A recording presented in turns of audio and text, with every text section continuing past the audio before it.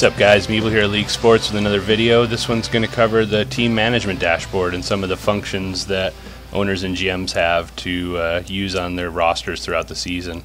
So if you're management, you have your team dashboard link up here. You go there and you'll see everything's divided into blocks and sections. The notification section is kind of a news thing. Every day, every week, it'll have different things depending on what's available. You know, it'll list who hasn't filled out their availability, who's gotten a warning or a suspension, that kind of stuff, and I don't know, any other little news type of things will be in there. The next block is the weekly schedule. There's no games on this right now, it's all test stuff, but you typically see some icons and games and stuff in here throughout the day of the week that the games fall on. So it's just kind of a schedule, and there'll be an icon in there where you can edit that individual game during the week, you know, if somebody can't show up or whatever, that kind of thing. You'll see the two tasks up here, availabilities due and lines due. Those always stay there and are available any day of the week. The lines link, you can see 6 p.m. Sunday Eastern Time, 3 hours before game time. After midnight on Sunday, the lines builder will open up and you can go in and set up your lines and submit them. They have to be submitted by 6, but you know, you have all day to do it. I'm not going to show it right now because it's not fully working, but it will be working before week 1 starts. So the one over here is the availabilities, and that's for next week's schedule. If you click on that, it'll show you kind of an ugly at the moment. I need to make it better, but just a weekly breakout. There's all your games. There's your entire roster. NA means the person hasn't filled out their availability yet. A yes or no means they have.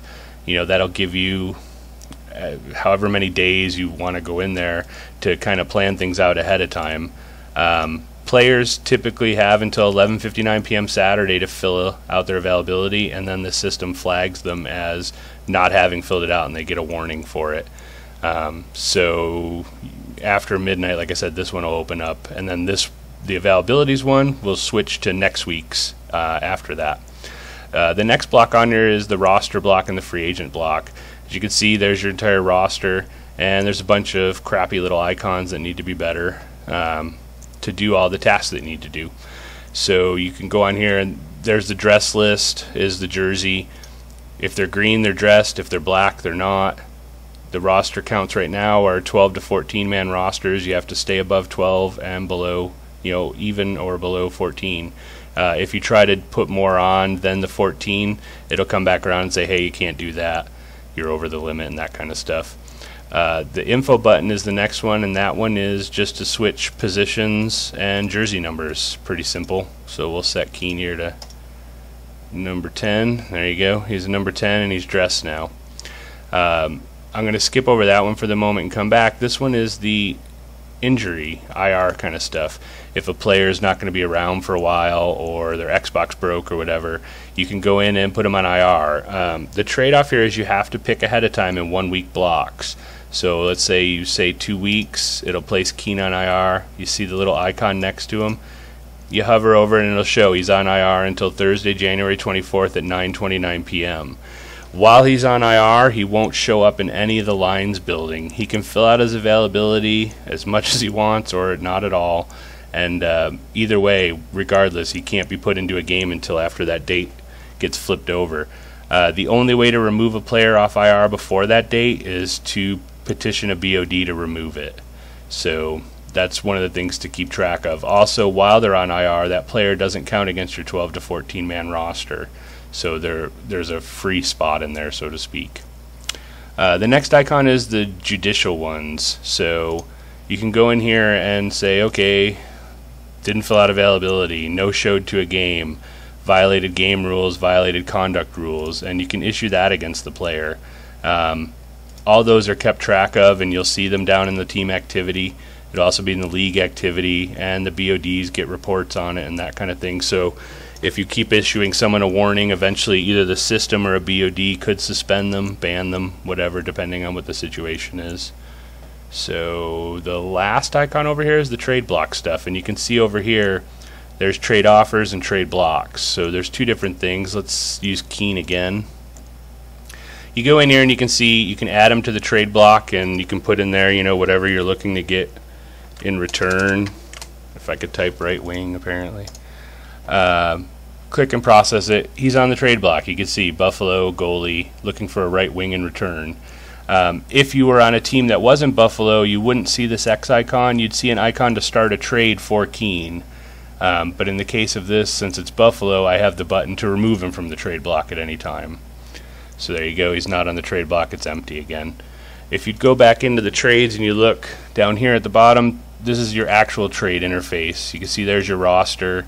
All these form boxes prevent you from picking multiple people or picking team management.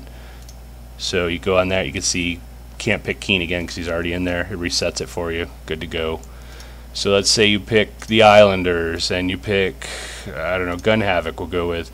If Gun Havoc had any judicial stuff against him, warnings, availabilities, he was suspended, to the right of his name you'll see a little kind of sentence of text that'll kind of give you an overview of what they had. Like it might say game availabilities parentheses 5, which means 5 times he got flagged by the system for not filling out his availability, or suspensions 2, he's been suspended 2 times, stuff like that. So it kind of gives you a way to see if a player on another team's been having some issues, before you trade for him. So we'll put this one through, and you can see that there's your trade offer. Buffalo, Keene on Fire for Islanders, Gun Havoc, and it's pending the Islanders. So now the Islanders team management can go in and approve or decline this, and if they approve it, then the status goes to pending BOD. And the BODs then need to vote, and it needs a 50% or greater to process that trade if they accept it, or 50% or greater to decline it. It depends on their votes.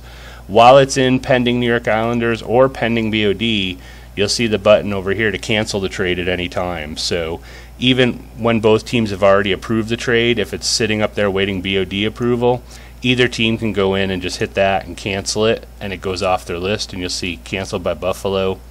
And you'll see down here, I began the trade offer, I canceled the trade offer. It's all logged, so there's no silly business and all that crap. So that's about it for this video. There's a couple more things that are going to be added to here, so I'll probably delete this one and update the video later on. But as always, if you have any questions, comments, whatever, leave them in the comments section of the video. Thanks, guys. See ya.